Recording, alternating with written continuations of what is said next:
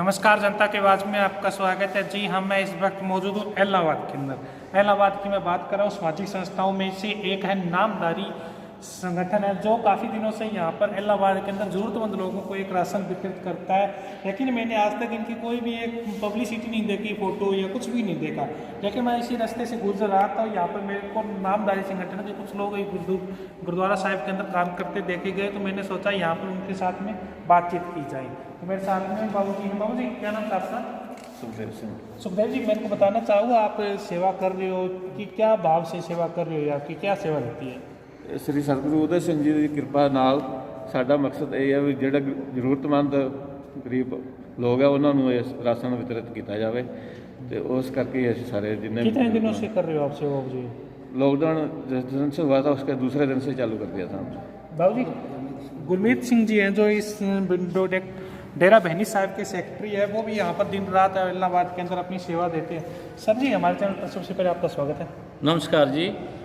हमें जो उपदेश दिया गया श्री गुरु नानक देव जी ने दिया कि किरत करो और वंड के छको, उसी के माध्यम से आज जो हाजरा हजूर सतगुरु उदय सिंह जी की कृपा से उन्हीं का एक चलाया हुआ जो विश्व नामधारी विद्यक जथा हमारी एक संस्था है, वो पूरे विश्व में वितरित है। और कभी भी किसी तरह की आपदा आती है तो वो सिर्फ आग्नेय होके उनकी सेवा करते हैं ज़रूरतमंदों की।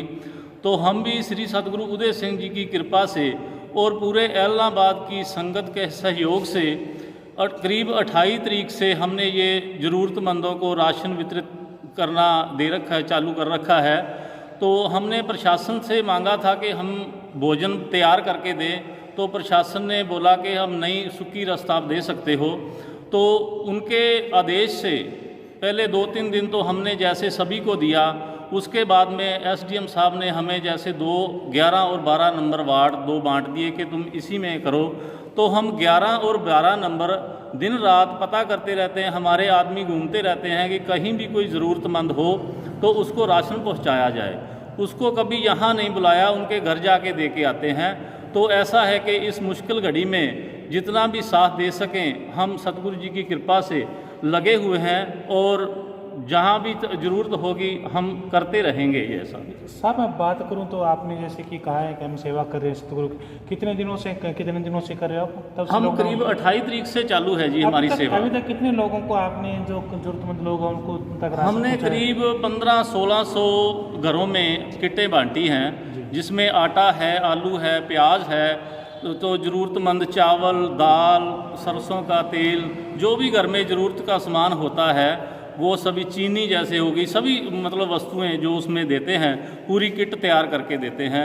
तो जैसे भी जो आदमी दिहाड़ीदार हैं, रेडी वाले हैं, उनका यहाँ जैसे बिहार से आए हुए बहुत से घर हैं इधर, तो उनमें से कुछ भी है ना तो उनको राशन कार्ड है उनका, वो मिलता नहीं है। तो ऐसे आदमी हम ढूंढ के, हमारे वर्कर हैं जो दिन रात लगे रहते हैं इसी काम में, जहाँ भी ज़रूरत होती है वहाँ घर में पहुँचा के आते हैं हम। तो और सर जी, बात करूँ जो ज़रूरतमंद लोग हैं उन पे वास्तव में ये चीज़ें पहुँच पाती है आपकी?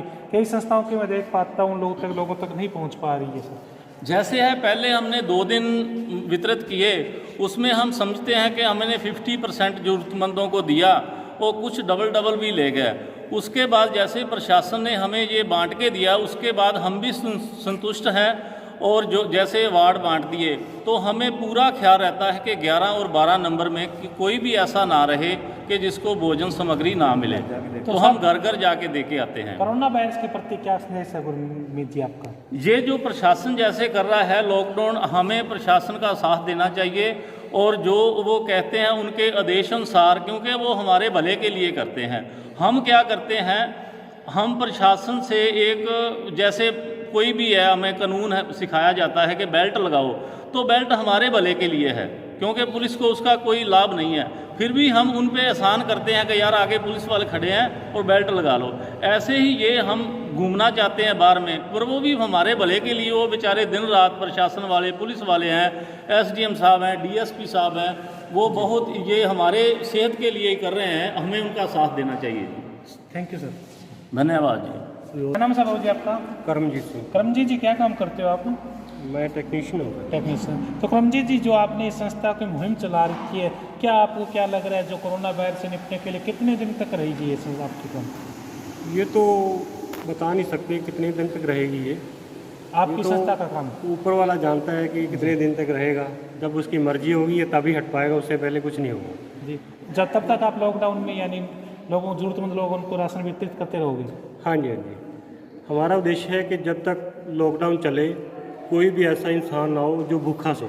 जी सबको राशन मिलना चाहिए, सबको रोटी मिलनी चाहिए रात को। जी हाँ जी, हमारा यही उद्देश्य है। जी, शुक्रिया। भाई साहब, आप यूथ हो, आप बताओ क्या संदेश दे रहे हो जो कोरोना वायरस एक भयंकर बीमारी है देश के अंदर। पहले तो ये बीमारी का सॉल्यूशन फ़िलहाल तो हमारे इंडिया वाले भी निकाल रहे हैं और हमें प्रशासन का साथ देना चाहिए और सोशल डिस्टेंसिंग है जो उसका खास करके हमें ध्यान रखना चाहिए। इसको जो कि ये वायरस फैला हुआ है ये सरकार जो कर रही है हमारे हक के लिए कर रही है और सारी जनता इसका पूरा पालन करना चाहिए। और जो भी है इनका दिन प्रतिदिन वैसे तो इन पे हमारे कंट्रोल कर ली है, जो भी है इंडिया के जो भी डॉक्टरल लाइन जिसको कह देते हैं उस चीज़ को लेके भी बहुत दिन रात एक कर रहे हुए हैं। अपनी जान को भी बेपरवाह करके 24 घंटे ड्यूटी जिन डॉक्टर की लगाई हुई है वो 24 घंटे ड्यूटी कर रहे हैं और इस कोरोना वायरस के लिए लड़ रहे हैं। जी, शुक्रिया। धन्यवाद। चलो, ये थे मेरे साथ में इलाहाबाद के नामधारी संगठन के लोगों ने बातचीत की। आपको बता देता हूँ, कोरोना वायरस से लड़ने के लिए पूरा देश एकजुट हुआ। और इलाहाबाद की मैं बात करूँ, इलाहाबाद की सामाजिक संस्थाएं या कौन सी भी संस्थाओं की बात करूँ, चाहे स्वास्थ्य विभाग की टीम हो, चाहे चिकित्सालय विभाग की टीम हो, चाहे पुलिसकर्मी हो, चाहे प्रशासन हो, चाहे पत्रकार एसोसिएशन हो, सब लोग हैं जो अपने इकट्ठे होकर एक कोरोना वायरस से लड़ने के लिए इलाहाबाद के अंदर अपना सहयोग कर रहे हैं। सिरसा के अंदर 4 जो कोरोना वायरस के पॉजिटिव केस आए थे वो अभी नेगेटिव हो चुके हैं। सिरसा अभी सेफ नज़र आ रहा है।